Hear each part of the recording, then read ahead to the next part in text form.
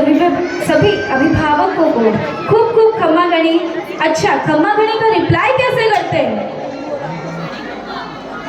How to reply खम्मा गणी? तो एक बार जोरदार कह दीजिए, गणी खम्मा। तो आइए, so let's recall the students of class nursery 8 to welcome you in the Rajasthani style. पधारो हमारे देश, थारो स्वागत है खास।